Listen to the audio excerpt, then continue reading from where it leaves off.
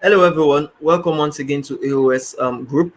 Here we talk about everything related to language studies. If you are currently preparing, learning the English language, the French language, the German, or the Spanish, we also help you to perfect your English language if that is what you want, and we can also assist you with preparing for internationally recognized language tests like IELTS, like TOEFL, like TEF Canada and TCF Canada. And if you are working on your visa application process or your permanent residency process to countries like Canada, the UK, US, Germany, and France, we can also assist with that. Now, that being said, today, as you know, we are always scheduled to start our live Q&A sessions, and by 3 p.m. West African time and 9 a.m. Pacific Standard Time. So, if you have any questions as regards today's video topic, you can actually drop it on the live chat section on the comment section of this video right now. And as you know it, the question 390 is what we'll be treating today. The question actually goes thus. It says that is it possible for a professional telecom engineer to relocate without English language proficiency exam IELTS? And the question was asked by Tunde Ayoola from Nigeria. And as you know, our questions are always extracted from the JAPA to Canada in 2023 webinar Q&As.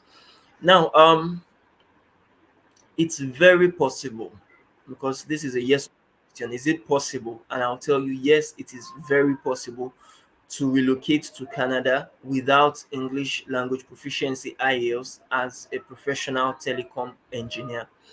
And that being said, I have cleared the way to tell you that it's possible you can do it.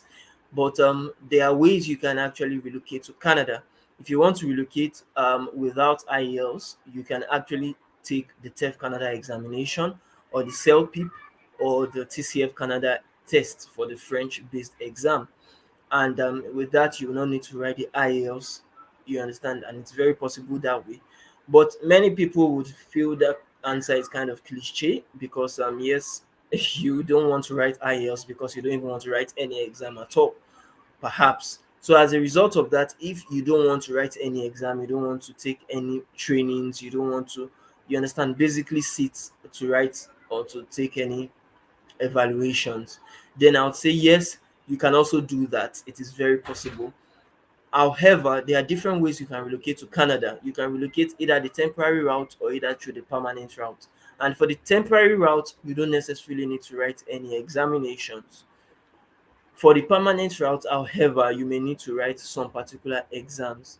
Now, for the TEF Canada, for the temporary route, you can go through either three different pathways, either through the study permit route, either through the work permit route, or through the visitor visa.